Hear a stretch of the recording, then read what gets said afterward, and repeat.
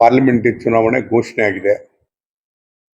ಕಾಂಗ್ರೆಸ್ ಪಕ್ಷದಿಂದ ಅಧಿಕೃತವಾಗಿ ಅಭ್ಯರ್ಥಿಗಳು ಯಾರು ಅಂತಕ್ಕಂಥದ್ದು ಕೂಡ ನಿರ್ದೇಶನ ಆಗಿದೆ. ಬಾಬಾ ಚಿತ್ರದುರ್ಗದಿಂದ ಚಂದ್ರಪ್ಪನವರು ಮತ್ತು ತುಮಕೂರಿನಿಂದ ಮುದ್ದನ್ಮೇಗೌಡರು. ನಮ್ಮ ಜಿಲ್ಲೆಗೆ 2 ಬರ್ತದೆ, ಅಲ್ಲ 3 ಬರ್ತದೆ. ಚಂದ್ರಪ್ಪ, ಮುದ್ದನ್ಮೇಗೌಡ ಮತ್ತು DK ಸುರೇಶ್ 3 ಜನ ಇವತ್ತು ನಮ್ಮ ಜಿಲ್ಲೆಯಿಂದ ಅಭ್ಯರ್ಥಿಗಳಾಗಿದ್ದಾರೆ. ಇವತ್ತು ನಾಳೆ ನಾಮಿನೇಷನ್ ಫೈಲ್ ಮಾಡ್ತಿದ್ದಾರೆ.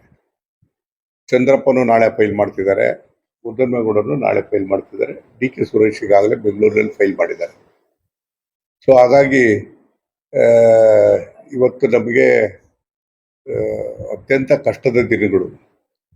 ಒಂದು ಕಡೆ ಬರ, ಇನ್ನೊಂದು ಕಡೆಗೆ ಬಿಸಿಲು.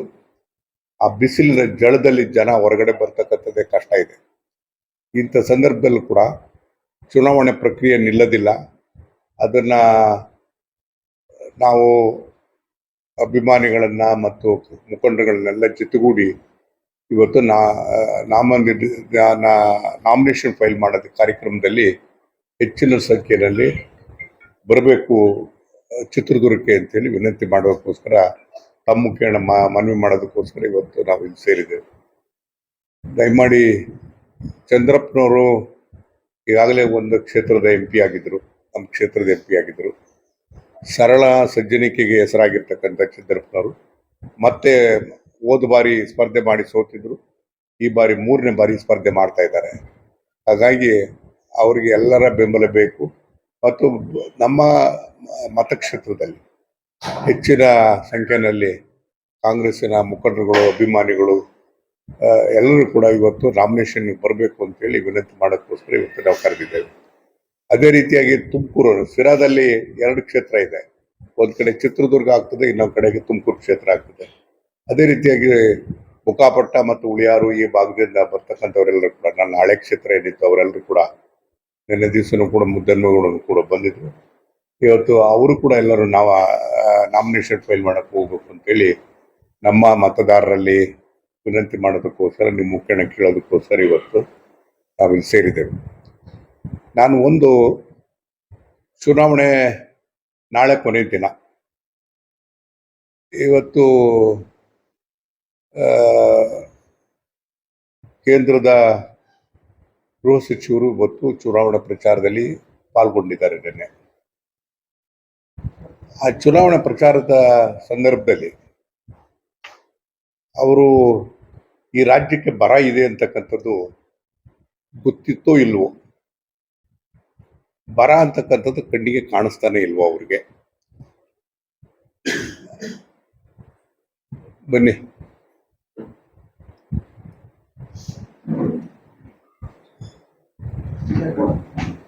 ಇದು ಚೇರ್ ಕೊಡಪ್ಪ.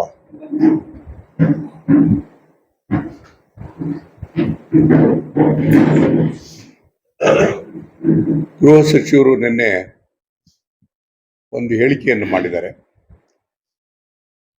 ಗೃಹ ಸಚಿವರು ಅಂತಂದ್ರೆ ದೇಶದಲ್ಲಿ ಅತ್ಯುನ್ನತವಾದಂಥ ಸ್ಥಾನ. ಪ್ರಧಾನ ಮಂತ್ರಿಗಳ ನಂತರ 2ನೇ ಸ್ಥಾನ ಇವತ್ತು ಗೃಹ ಸಚಿವರು. ಅವರು ಒಂದು ಚುನಾವಣೆಗೆ ಒಂದು ರಾಜ್ಯಕ್ಕೆ ಬಂದಾಗ ವಸ್ತುಸ್ಥಿತಿ ಏನು ಅಂತೇಳಿ ಅರಿದಲೇ ಬರ್ತಾರ ಅಂತಕ್ಕಂಥದ್ದು ನನಗೆ ಆಶ್ಚರ್ಯ ಆಗ್ತದೆ. ನಾವು ಈ ಬರ ಕಾಡೋದಕ್ಕೆ ಪ್ರಾರಂಭ ಆದಾಗ 236 ತಾಲೂಕಿನಲ್ಲಿ 233 ತಾಲೂಕಿನಲ್ಲಿ ಭೀಕರವಾದಂಥ ಬರಗಾಲ ಅಂತಕ್ಕಂಥದ್ದನ್ನ ಇವತ್ತು ಅಂಕಿ ಅಂಶಗಳ ಆಧಾರದ ಮೇಲೆ ಕೇಂದ್ರ ಸರ್ಕಾರಕ್ಕೆ ಮನವಿ ಮಾಡ್ತಕ್ಕಂಥ ಕೆಲಸವನ್ನು ಮಾಡಿದ್ರು. ಕೇಂದ್ರ ಸರ್ಕಾರದವರು ತಕ್ಷಣ ಸ್ಪಂದಿಸಿ ಅವರು ಒಂದು ಟೀಮನ್ನು ಕಳಿಸಿದ್ರು. ಆ ಟೀಮ್ನಲ್ಲಿ ನಮ್ಮ ತಾಲೂಕು ಕೂಡ ಆ ಟೀಮ್ ಬಂದಿದ್ರು. ಎಲ್ಲ ತಾಲೂಕು ಕೂಡ ಹೋಗಿ ಸುಮಾರು 10 ದಿವಸದಲ್ಲಿ ಒಂದು ವರದಿಯನ್ನು ಕೂಡ ಕೊಟ್ಟರು.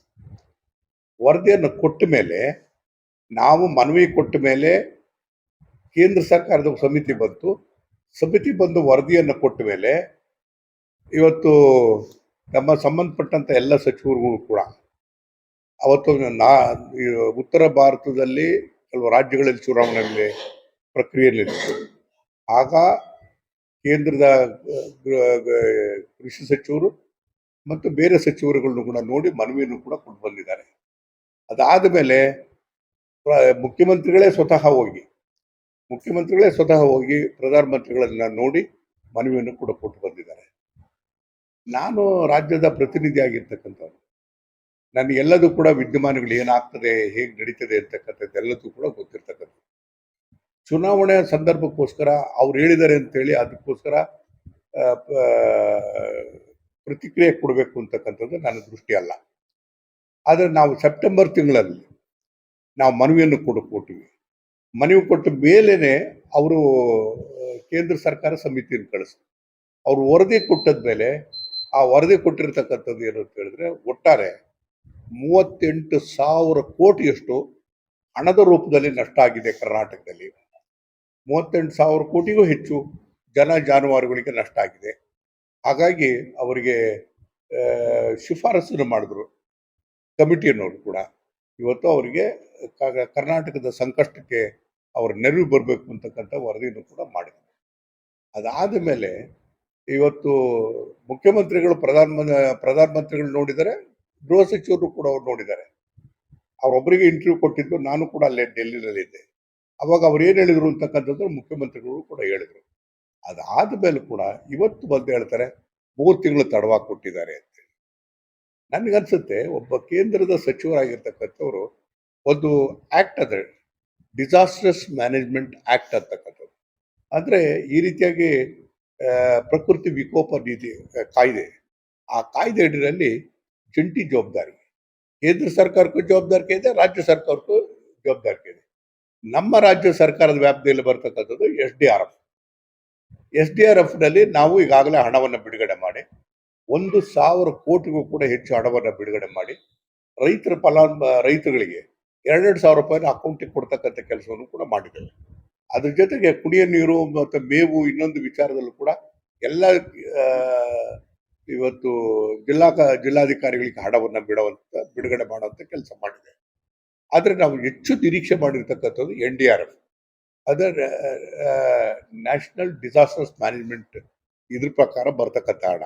ಅದೆಷ್ಟು ಬರಬೇಕು ಅಂತಂದ್ರೆ, ಅವರೇ ಶಿಫಾರಸು ಮಾಡಿರೋ ಪ್ರಕಾರ 38,000 ಕೋಟಿಗೂ ಹೆಚ್ಚು ಅಂತ ಹೇಳಿದ್ರೆ, ಅದ್ರಲ್ಲಿ ಅರ್ಧ ಭಾಗ ಅಂದ್ರೆ 18,739 ಕೋಟಿ ಅವರು ಬಿಡುಗಡೆ ಮಾಡಬೇಕಾಗ್ತದೆ. ಬಿಡುಗಡೆ ಮಾಡೋದಕ್ಕೆ ಅಲ್ಲಿ ಅಧಿಕಾರಿಗಳ ಮಟ್ಟದಲ್ಲಿ ಒಂದು ಸಭೆ ಆಗ್ತದೆ.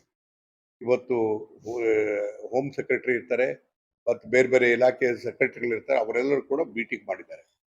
ಮಹಾರಾಷ್ಟ್ರ ಮೊದಲೇ ರಾಜ್ಯ ಹೆಚ್ಚು ತೆರಿಗೆ ಕೊಡ್ತಕ್ಕಂಥದ್ದು, ನಂತರ ತೆರಿಗೆ ಕೊಡ್ತಕ್ಕಂಥದ್ದು ಕರ್ನಾಟಕ, ನಂತರ ತೆರಿಗೆ ಕೊಡ್ತಕ್ಕಂಥದ್ದು ನಾವು ಅಂತಂದ್ರೆ ಎಷ್ಟು ಅಂದ್ರೆ 4,30,30,000 ಕೋಟಿಗೂ ಹೆಚ್ಚು ನಾವು ತೆರಿಗೆಯನ್ನು ಕೊಡ್ತೇವೆ. ಅದರಲ್ಲಿ ತೆರಿಗೆ ಅಂತಂದ್ರೆ ಯಾವುದು? GST ಮುಖೇನ, ಸರ್ಚಾರ್ಜು, ಸೆಸ್ಸು, ಈ ಮುಖೇನ ಟ್ಯಾಕ್ಸಸ್ ಹೋಗ್ತದೆ. ಬಹುಶಃ ಮಹಾರಾಷ್ಟ್ರ ನಂತರ 2ನೇ ರಾಜ್ಯ ಅಂತ ಹೇಳಿದ್ರೆ ಕರ್ನಾಟಕ ಆಗಿರ್ಬೇಕಾದಾಗ, ಇದು ಒಂದು ಕಡೆ ನಮ್ಮ ಐ.ಟಿ ಎಕ್ಸ್ಪೋರ್ಟ್ಸ್ ಎಷ್ಟು ಹೋಗ್ತಾ ಇದೆ ಕರ್ನಾಟಕದಿಂದ, ಅದರಿಂದ ಕೇಂದ್ರ ಸರ್ಕಾರಕ್ಕೆ ಎಷ್ಟು ಲಾಭ ಆಗ್ತದೆ ಅಂತಕ್ಕಂಥದ್ದನ್ನ ಆ ಅಂಕಿಅಂಶನ ಇಲ್ಲದೆ ಇರ್ತಕ್ಕಂಥದ್ದು. ಅಂದ್ರೆ ಇಡೀ ದೇಶದಲ್ಲಿ ಹೋಗ್ತಾ ಇರ್ತಕ್ಕಂಥ ಎಕ್ಸ್ಪೋರ್ಟ್ಸ್ ಇದೆಯಲ್ಲ, ಬಹುಶಃ 2ನೇ ಸ್ಥಾನದಲ್ಲಿ ಇರ್ತಕ್ಕಂಥದ್ದು ಕರ್ನಾಟಕ. ಇಷ್ಟೆಲ್ಲ ನಾವು ಕಾಂಟ್ರಿಬ್ಯೂಟ್ ಮಾಡಿದ್ವಿ. ಯಾರು ಕಾಂಟ್ರಿಬ್ಯೂಟ್ ಮಾಡ್ತಾರೆ? ನಾವು ಮಾಡ್ತೀವ? ಸರ್ಕಾರ ಅಲ್ಲ, ಈ ಜನ 7 ಕೋಟಿ 10 ಲಕ್ಷ ಜನ ಇದಾರಲ್ಲ ಇಲ್ಲಿ, ಅವರು ಕೊಡ್ತಕ್ಕಂಥ ತೆರಿಗೆ ಹಣದಿಂದ ಇವತ್ತು ರಾಜ್ಯದಲ್ಲಿ 2ನೇ ಸ್ಥಾನ ಗಿಟ್ಟಿಸಿರ್ತಕ್ಕಂಥ, ದೇಶದಲ್ಲಿ 2ನೇ ಸ್ಥಾನ ಗಿಟ್ಟಿರ್ತಕ್ಕಂಥದ್ದು ರಾಜ್ಯಕ್ಕೆ ಈ ರೀತಿಯಾದಂಥ ಅನ್ಯಾಯಗಳನ್ನ ಮಾಡ್ತಿರಲ್ಲ ನೀವು. ಇದು ನಿಜವಾಗ್ಲೂ ಒಬ್ಬ ಕೇಂದ್ರದ ಸಚಿವರಿಗೆ, ಗೃಹ ಸಚಿವರಿಗೆ ಯಾವ ರೀತಿಯಾಗಿ ಸಮರ್ಥನೆ ಮಾಡ್ತಾರೆ? ಇದಿಲ್ಲ ಅಂತ ಹೇಳ್ತೀರಾ? ಮತ್ತು ಯಾವ ರೀತಿಯಾಗಿ ತೆರಿಗೆಯನ್ನು ಕೊಟ್ಟಿರ್ತಕ್ಕಂಥದ್ದನ್ನ ಎಷ್ಟು ಕೊಡ್ತಾ ಇದ್ದಾರೆ ನಮ್ಗೆ? ಅವ್ರು ಹೇಳಿದ್ದಾರೆ, ಮನಮೋಹನ್ ಸಿಂಗ್ ಕಾಲದಲ್ಲಿ 1,54,000 ಬಂತು, ನಾವು ಕೊಟ್ವಿ 4 ಲಕ್ಷ. ನಾವು ಕೊಡೋದು ಒಂದು ವರ್ಷಕ್ಕೆ 4,30,000 ಕೋಟಿ. 10 ವರ್ಷದ ಯಾವ್ದೋ ಲೆಕ್ಕ ಹೇಳ್ತಿದ್ದೀರಲ್ಲ, ಇವತ್ತಿನ ಲೆಕ್ಕ ಹೇಳಿ. ನಮ್ಮ ಕರ್ನಾಟಕದಷ್ಟು ಕಾಂಟ್ರಿಬ್ಯೂಷನ್ ಯಾರು ದೇಶದಲ್ಲಿ ಮಾಡ್ತಾ ಇಲ್ಲ. ಅಂಥದ್ರಲ್ಲಿ ಇಂಥ ರಾಜ್ಯಕ್ಕೆ ಈ ರೀತಿಯಾಗಿ ಮೋಸ ಮಾಡ್ತೀರಾ ಅಂತ ಹೇಳಿದ್ರೆ ಇದ್ರ ಬಗ್ಗೆ ಸುಳ್ಳು ಹೇಳ್ತೀರಾ ಅಂತಂದ್ರೆ ಇಂಥ ಹಸಿ ಸುಳ್ಳುಗಳನ್ನ ಕರ್ನಾಟಕದ ಜನ ನಂಬೋದಿಲ್ಲ. ಕರ್ನಾಟಕದ ಜನ ನೀವೇನೇ ಹೇಳಿದ್ರು ಕೂಡ ವಿಧಾನಸಭೆ ಚುನಾವಣೆಯಲ್ಲಿ ಜನಗಳ ಮೇಲೆ ಸ್ಥಳೀಯವಾದಂಥ ನಾಯಕತ್ವದ ಮೇಲೆ ಕಾಂಗ್ರೆಸ್ ಮುಖಂಡರ ಮೇಲೆ ವಿಶ್ವಾಸ ಇಟ್ಟು ಜನ ಮತವನ್ನು ಕೊಟ್ಟಿದ್ದಾರೆ. ಹಾಗಾಗಿ ನಿಮ್ಮ ಅಬ್ಬರದ ಪ್ರಚಾರ ನೀವೇನೆಲ್ಲ ಹೇಳಿದ್ರು ಕೂಡ ಆದ್ರೆ ಕರ್ನಾಟಕ ಜನ ಕಾಂಗ್ರೆಸ್ ಅನ್ನ ಕೈ ಹಿಡಿದಿದ್ದಾರೆ. ಅತ್ಯಧಿಕವಾಗಿರ್ತಕ್ಕಂಥ ಹೆಚ್ಚಿನ ರೀತಿಯಲ್ಲಿ ಮತವನ್ನು ಕೊಡಿಸ್ತಕ್ಕಂಥ ಕೆಲಸವನ್ನು ಕೂಡ ಮಾಡಿದ್ದಾರೆ. ಹಾಗಾಗಿ ಈ ರೀತಿಯಾದಂಥ ಸುಳ್ಳುಗಳನ್ನು ಬಿಟ್ಟು ಇನ್ನು ಮುಂದೆ ಎಲ್ಲ ಕೂಡ ಸತ್ಯ ಹೇಳ್ತಕ್ಕಂಥದ್ದು ಮಾಡಿ. ಇನ್ನು ಮುಂದೆ ಬಹಳ ಜನ ಬರ್ತೀರಿ, ನೀವು ಮತ್ತೆ ಬರ್ಬೇಕಾಗ್ತದೆ. ಆದ್ರೆ ಅಂಕಿಅಂಶ ಏನು ಅಂತಕ್ಕಂಥದ್ದನ್ನ ನಿಮ್ಮ ಮುಂದೆ ಇರ್ತಕ್ಕಂಥದ್ದನ್ನ ಫೈಲ್ ತೆಗೆದು ನೋಡಿ ಜನಗಳಿಗೆ ಸತ್ಯ ಹೇಳುವಂತ ಕೆಲಸವನ್ನು ಮಾಡ್ಬೇಕು ಅಂತ ಹೇಳಿ ವಿನಂತಿ ಮಾಡ್ತೇನೆ.